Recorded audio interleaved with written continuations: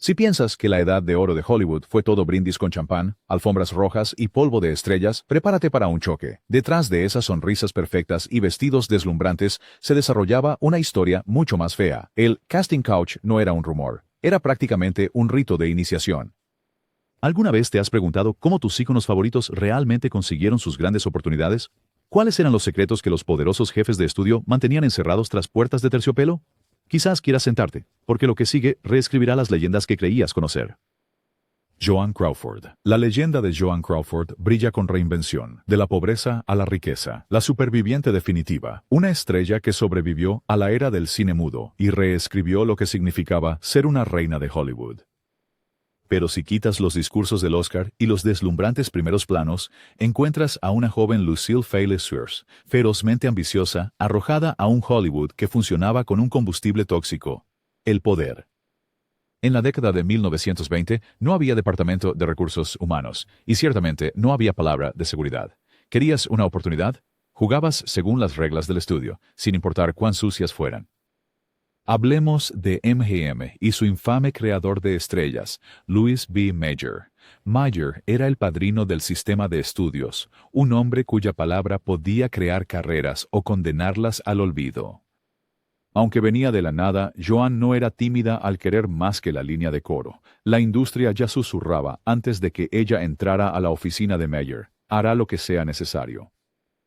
Biógrafos e historiadores de Hollywood han investigado a fondo, y aunque la misma Crawford nunca lo explicó, personas cercanas, rivales e incluso ejecutivos del estudio pintaron un cuadro claro y feo. Ella y Mayer no solo estaban discutiendo guiones detrás de esas puertas cerradas.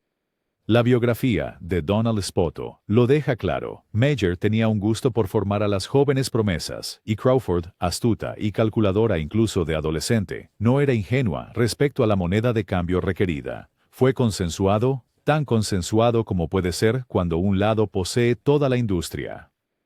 Los jefes de estudio como Mayer lo convertían en un deporte. Se exhibía y probaba a los nuevos talentos, y si cooperaban, eran recompensados. Crawford pasó de ser una desconocida a ser la favorita personal de Mayer casi de la noche a la mañana.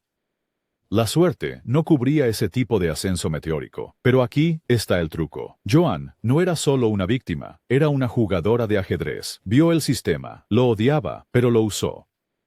Ella convirtió el afecto de Mayer en una ventaja para su carrera, consiguió papeles principales y aprendió a ejercer el poder por sí misma, eventualmente volteando las mesas sobre sus manejadores. Se convirtió en lo que ellos temían: una mujer que entendía el sistema y podía jugarlo mejor que los hombres que escribieron las reglas. Sin embargo, el costo siempre estaba allí, acechándola: matrimonios rotos, disputas en los tabloides y una reputación de despiadada. Crawford sobrevivió a casi todos, pero los rumores se le pegaban como lentejuelas. ¿Era talento o era el sofá del casting? La verdadera respuesta, como siempre en Hollywood, era ambas. Marilyn Monroe. Marilyn Monroe, el rostro, el caminar, la voz susurrante que podía detener el tráfico desde Los Ángeles hasta Tokio. Pero seamos realistas. Detrás de cada "feliz cumpleaños, señor presidente", había una sobreviviente, abriéndose camino en un sistema diseñado para usarla y desecharla. Monroe, nacida como Norma Jean Mortenson, no tuvo el lujo de la inocencia cuando llegó a Hollywood en los años 40. Sabía exactamente lo que le esperaba a una chica bonita sin dinero, con grandes sueños y sin aliados. Olvídate de los cuentos de hadas. La misma Monroe lo admitió. No era la única. Si no seguías el juego, había 25 chicas que lo harían. Ella llamaba al sofá del casting lo que era: un guardián, un secreto a voces, y a veces la única manera de entrar por la puerta principal. Comenzó temprano, cuando ella era solo otra modelo, tratando de esquivar a los cobradores de alquiler. Los jefes de estudio como Daryl Zanuck de 20th Century Fox y Harry Cohn de Columbia Pictures eran notorios por tratar las pruebas de pantalla como audiciones privadas, con favores esperados a puerta cerrada. Los primeros contratos cinematográficos de Monroe no vinieron envueltos como regalo. Llegaron después de una serie de reuniones a puerta cerrada, con hombres que tenían las llaves de su futuro. Sus biógrafos, desde Donald Spoto hasta Anthony Summers, no lo endulzan. Monroe intercambió lo que tenía para obtener lo que quería. Pero aquí está el giro. Convirtió la supervivencia en leyenda. Estudió a sus rivales, aprendió a usar su sexualidad como arma, y le dio al mundo a Marilyn Monroe, una persona, Where is Teich, Mauer Saishi, que hacía que los hombres creyeran que tenían el control, incluso mientras ella los manejaba como un violín. Aún así, cada trato tenía un precio. La carrera de Monroe se disparó, pero la factura emocional se cobró una y otra vez. Matrimonios fallidos, batallas de salud mental y un carrusel interminable de hombres que la veían como propiedad, no como persona. La protección del estudio era una broma. Cuando se volvió inconveniente, destrozaron su reputación, la dejaron ir y observaron cómo los tabloides la devoraban. Sin embargo, incluso cuando la máquina la consumía, Monroe dejó su huella. Tomó lo que quería del sistema: fama, poder y una especie de inmortalidad. Pero los rumores nunca cesaron. ¿Se acostó con alguien para llegar a la cima o simplemente sobrevivió en un juego amañado en su contra? Quizás ambas cosas. En Hollywood, la verdad rara vez es simple y nunca es segura. Rita Hayworth. Rita Hayworth no era solo una estrella de cine, era un sueño febril para toda una generación. La diosa del amor podía hipnotizar a una audiencia con un solo movimiento de su cabello carmesí, pero si piensas que su ascenso fue solo cartas de admiradores y primeros planos en Technicolor, piénsalo de nuevo. Hollywood en los años 1940 era una trampa, y en el centro del mundo de Rita estaba uno de los jefes de estudio más temidos y lascivos de la época, Harry Cohn de Columbia Pictures. Hayworth, nacida como Margarita Carmen Cancino, no alcanzó la fama fácilmente. Fue transformada para el estrellato. Su línea de cabello fue dolorosamente elevada, su nombre anglicanizado, su herencia española borrada por orden de Cohn, quien la veía no como una persona, sino como su proyecto personal. Pero el control de Cohn no terminó en la silla de maquillaje. Dirigía Columbia como su propio reino privado y esperaba que sus descubrimientos rindieran tributo de más de una manera. Los conocedores de la industria, compañeros actores y los propios exmaridos de Hayworth, sí, incluso Orson Welles, revelaron los secretos. Cohn estaba obsesionado con Rita, acechaba sus sets, vigilaba sus citas y, según se informa, atormentaba a cualquier hombre que se acercara demasiado. La fábrica de rumores era implacable, y los chismes del estudio pintaban un cuadro de reuniones especiales que iban mucho más allá de los negocios. Era un secreto a voces. Si querías ser una estrella de Columbia, bailabas al son de Cohn, o no bailabas en absoluto. La historia de Rita es una de supervivencia, pero también es una tragedia. Hizo lo que tenía que hacer, pero el costo quedó grabado en su alma. Hayworth dijo famosamente: «Los hombres se enamoran de Hilda, pero se despiertan conmigo». Esa frase no solo era ingeniosa, era el desamor de una mujer que sabía que la valoraban por la fantasía que vendía, no por la persona que era. Los papeles, la prensa, la fama, todo tenía un precio, y Harry Cohn se aseguró de que Rita nunca olvidara quién firmaba sus cheques. Pero no dejes que la tristeza apague el fuego. Hayworth, incluso bajo el control de Cohn, forjó una carrera que rompió récords y corazones. Se negó a ser víctima por mucho tiempo, usando cada pizca de poder que pudo reunir para luchar por mejores guiones, mejores contratos y, eventualmente, su libertad. Aún así, mientras los créditos pasaban en su carrera, los rumores persistían. Realmente pagó el precio máximo por la fama. En el viejo Hollywood, esos secretos nunca mueren, solo se desvanecen en el foco de atención. Lana Turner. Si la leyenda es cierta, la historia de Lana Turner en Hollywood comenzó en un taburete de bar en la farmacia de Schwab, vista por un cazatalentos mientras bebía un refresco, transformada instantáneamente en la próxima obsesión de Tinseltown. Suena inocente, ¿verdad? Pero nada en el camino de Lana por los pasillos de mármol de MGM fue tan simple. Si Hollywood fuera un juego, Turner aprendió las reglas rápidamente y aprendió quién realmente llevaba la cuenta. Entra Louis B. Mayer y los sumos sacerdotes de MGM, un club de chicos que no repartía contratos solo por encanto. Lana, increíblemente joven y deslumbrante, se convirtió en la imagen del perfeccionamiento del estudio. No solo era gestionada, era micromanejada, cada uno de sus movimientos vigilados, su imagen esculpida hasta la última pestaña. Pero cuando se trataba del rápido ascenso de su carrera, la belleza de Turner no era su único activo. Hollywood estaba en ebullición, y se veía a Turner saliendo de conferencias a puerta cerrada con los jefes de estudio más a menudo que de su propio camerino. Se corría la voz. Mayer y sus hombres de confianza tenían su propio proceso de audición, y Lana, siempre la sobreviviente, no estaba por encima de jugar el juego. Los biógrafos lo han dicho claramente. Los primeros años de Turner fueron un desfile interminable de hombres poderosos, ofreciendo oportunidades que no tenían nada que ver con el talento actoral. No es solo un rumor. Incluso la misma Turner admitió más tarde en entrevistas que el sistema esperaba conformidad, y negarse rara vez era una opción para las chicas que querían trabajar. ¿Intercambió Lana el sofá del casting por tiempo en pantalla? La respuesta honesta es más complicada que un titular sensacionalista. No solo se dejó usar. Tomó esas ofertas, las retorció y las aprovechó para su propio beneficio. Con cada nuevo contrato, Turner aprovechaba sus conexiones, sus secretos y sí, tal vez incluso sus relaciones, para consolidar su lugar en la cima. Pero a pesar de todas las portadas de revistas brillantes, siempre había una sombra en los ojos de Lana, un recordatorio de que el precio de la fama en los años dorados de Hollywood se pagaba con favores, no solo con talento. ¿El verdadero desamor? El drama fuera de pantalla de Turner casi siempre eclipsaba sus triunfos en pantalla. La maquinaria del estudio la convirtió en una estrella, pero también se aseguró de que nunca olvidara el precio que pagó. Si el sofá del casting pudiera hablar, la historia de Lana Turner sería su advertencia y su himno. Jean Harlow.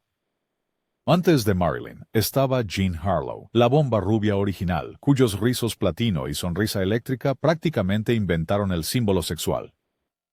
En pantalla, ella era una revelación. Fuera de pantalla, era un peón en la partida de ajedrez más sórdida de Hollywood. El camino de Harlow, de desconocida a realeza de MGM, es una clase magistral, tanto en supervivencia como en rendición, en un sistema basado en la explotación.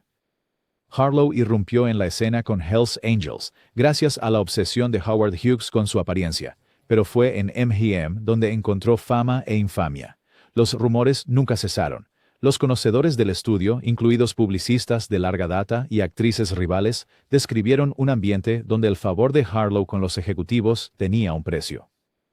Era joven, recién casada y rodeada de depredadores que inventaban las reglas sobre la marcha. El principal jugador, una vez más, Louis B. Mayer, cuya reputación de sofá de casting era legendaria en Hollywood. La asociación de Harlow con Mayer y sus secuaces era un secreto a voces.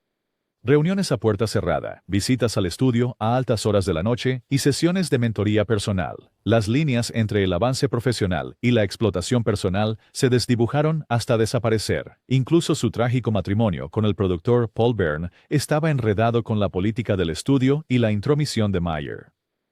Cuando Byrne murió en circunstancias misteriosas, MGM cerró filas, no para proteger a Harlow, sino para proteger su inversión y sus propios secretos. ¿Realmente Jean Harlow se acostó para llegar a la cima?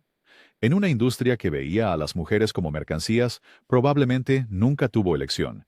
Biógrafos e historiadores del cine señalan su meteórica carrera como una bendición y una maldición. Fue recompensada por jugar el juego, pero ese mismo juego la destrozó antes de cumplir 27. Su historia está cargada de glamour, desamor y escándalo, cada uno alimentando al otro en un ciclo interminable. Pero no confundas a Harlow con una simple víctima. Interpretó sus papeles dentro y fuera de cámara, con valentía y determinación, arrebatando toda la fama y fortuna que pudo obtener antes de que el destino la alcanzara. El sofá de casting pudo haberle allanado el camino, pero Harlow dejó un legado que superó a los hombres que intentaron poseerla. Al final, fue la prueba de que incluso en los rincones más oscuros de Hollywood, una estrella podía brillar tan intensamente que quemaba las sombras. Ava Gardner. Ava Gardner, la mujer que hizo que Terrenal sonara como un cumplido, entró a Hollywood con un rostro esculpido para el problema y un espíritu igualmente indomable.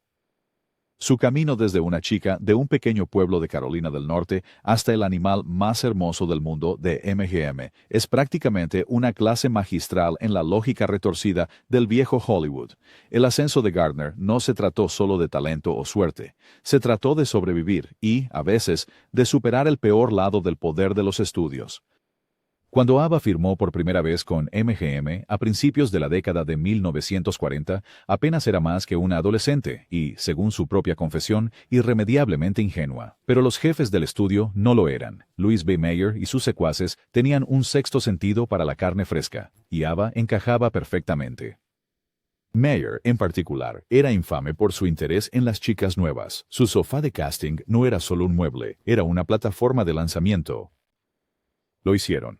Biógrafos como Lee Serber lo explican. Meyer y su círculo organizaron pruebas de pantalla privadas que se centraban más en la obediencia que en el rendimiento. Circulaban rumores de que Gardner, ante la muy real posibilidad de caer en el olvido, tenía pocas opciones más que seguir el juego.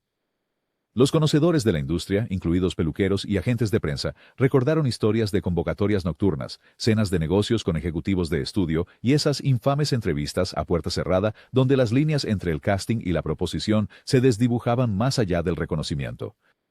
Hugh Gardner, en sus propias memorias, reconoció la fea verdad. Si querías trabajar, a veces tenías que decir que sí, o al menos no decir que no. Pero aquí está el giro. Ava se negó a ser el juguete de alguien por mucho tiempo. Usó su apariencia, sí, pero aprendió a usar su ingenio como un arma. Cuando Meyer o cualquier otro jefe intentaba dictar su vida amorosa, ella encontraba la manera de cambiar el guión. Los romances de Gardner, Frank Sinatra, Artie Shaw e incluso un breve matrimonio con Mickey Rooney se convirtieron en su armadura y su rebelión. No solo soportó la cultura del casting couch, se convirtió en la mujer que, al final, tenía el poder de decir no y hacerlo valer. La historia de Ava Gardner es puro Hollywood, brillante, escandalosa y movida por el instinto de supervivencia. ¿Pagó un precio por jugar? Absolutamente. Pero en un mundo donde el no a menudo significaba adiós, los síes de Ava y sus eventuales rechazos la convirtieron en una leyenda cuya sombra aún perdura sobre el Paseo de la Fama. Veronica Lake. Veronica Lake es uno de esos nombres que evoca imágenes instantáneas, flequillo picaboo, mística de femme fatale y una mirada ahumada que podría derretir vidrio. Pero mientras que el personaje de Lake en la pantalla grande era frío y controlado, su historia real era todo lo contrario. En los callejones traseros de Paramount Pictures no era el peinado de Lake lo que atraía la atención de los jefes del estudio, era su vulnerabilidad y su insaciable hambre de dominio. El ascenso de Lake a principios de la década de 1940 fue meteórico. Consiguió papeles revelación en clásicos del cine negro como This Gun for Hire y Sullivan's Travels, pero con el rápido ascenso vino una expectativa no escrita y demasiado familiar. ¿Jugabas el juego o no jugabas en absoluto? Los altos mandos de Paramount tenían fama de intercambiar favores por tiempo en pantalla, y Lake, aún joven, aún aprendiendo, se convirtió en una invitada frecuente en esas discusiones nocturnas.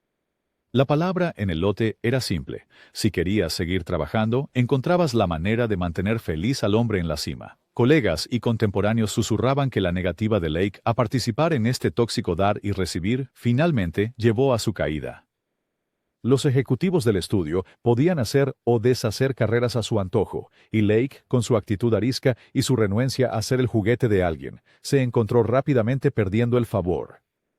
Los mismos hombres que una vez la exhibieron en portadas de revistas, pronto la relegaron a papeles secundarios y películas de serie B. Los biógrafos e historiadores de Hollywood son directos. La historia de Lake trata menos de ascender acostándose con alguien, y más de lo que sucede cuando una mujer se niega a seguir el juego. Sus breves encuentros con los jefes de estudio no eran solo rumores, eran advertencias. Las propias palabras de Lake, dichas con su característico tono seco, van al grano. Hollywood nunca fue la tierra de los sueños, siempre fue la tierra de los tratos. Al final, la rebeldía de Veronica Lake le costó todo: carrera, reputación, incluso su salud. Sin embargo, sigue siendo un ejemplo poderoso. En un sistema basado en la explotación, decir no fue un acto de rebelión, incluso si significaba sacrificar la fama. Por cada estrella que jugó el juego y ganó, hubo tantas que pagaron el precio por atreverse a alejarse. Gene Tierney. Gene Tierney, la belleza cautivadora detrás de clásicos como Laura y Leave Her to Heaven, parecía deslizarse por el viejo Hollywood en una nube de sofisticación. Pero no te dejes engañar por el exterior tranquilo. El camino de Tierney estuvo lleno de decisiones difíciles y relaciones peligrosas, todo bajo la atenta mirada de Daryl Zanuck de 20th Century Fox. En la época dorada de Hollywood, ese nombre significaba dos cosas: poder absoluto y apetitos depredadores. El ascenso de Tierney no fue un accidente. Descubierta temprano por los cazatalentos de Fox, fue impulsada rápidamente hacia el estrellato. ¿La trampa? La mentoría de Zanuck era legendaria por sus oscuros matices. Los conocedores del estudio, desde las chicas de vestuario hasta los asistentes de dirección, hablaban en voz baja sobre las frecuentes reuniones de Tierney después de horas con el jefe. En esos días, toda actriz entendía el subtexto. No llegabas a la lista A sin ser aprobada personalmente por Zanuck. La presión no dicha era abrumadora. Aunque Tierney siempre mantenía una apariencia pública de dignidad, sus luchas privadas estaban escritas entre líneas. Ella confió a amigos cercanos que su éxito se debía tanto a complacer las demandas del estudio como a su talento o apariencia. Esas demandas a veces significaban cruzar líneas que ella preferiría no admitir, porque en Hollywood a menudo pagabas un favor con más que gratitud. Sus biógrafos lo confirman. Tierney fue preparada, protegida y elevada por Zanuck, pero nunca realmente libre de su control. Más tarde, reflexionó sobre su carrera con una mezcla de orgullo y amargura, señalando que nada en Hollywood fue realmente dado, siempre fue tomado. Detrás de cada sesión de fotos glamorosa estaba la realidad de una industria que medía a las mujeres por hasta dónde llegarían y que también guardaban secretos. Pero la historia de Tierney no termina en victimismo. Después de años de presión y desamor, incluyendo tragedias personales y escándalos públicos, luchó por el control, tomando decisiones audaces en su carrera y hablando sobre la salud mental mucho antes de que fuera popular. Aún así, las sombras proyectadas por esos primeros años nunca se desvanecieron por completo. El legado de Jean Tierney no es solo su belleza impresionante o sus actuaciones inolvidables, es el alto precio que pagó para convertirse en una leyenda y la fuerza silenciosa que mostró cuando las cámaras dejaban de rodar. Al final, Tierney demostró que podías sobrevivir a los oscuros juegos de Hollywood, pero nunca salías sin cambios. Loretta Young. Loretta Young construyó su reputación sobre la inocencia, rasgos de porcelana, una sonrisa recatada y una devoción católica que a Hollywood le encantaba poner en un pedestal. Pero debajo de esa superficie inmaculada, la vida de Young fue moldeada por la misma máquina despiadada que devoró a tantos de sus contemporáneos. Entra en el mundo de Hollywood antes del código, cuando el sofá del casting no era solo una leyenda, sino a menudo el feo precio de admisión. Young llegó a Hollywood antes de tener edad suficiente para conducir. A los 16 años ya tenía un contrato, era una presencia habitual en los estudios y, como muchos conocedores han insinuado, la favorita de más de un productor. En el centro de su carrera temprana había una puerta giratoria de hombres poderosos en Warner Brothers y más tarde en 20th Century Fox, todos con voz en que estrellas se convertían en nombres conocidos. La belleza de Young y su disposición a cooperar la convirtieron en un objetivo principal para los jefes de estudio que dirigían el espectáculo con autoridad sin control. Las biografías de estudio y los chismes de la industria a menudo señalan un patrón.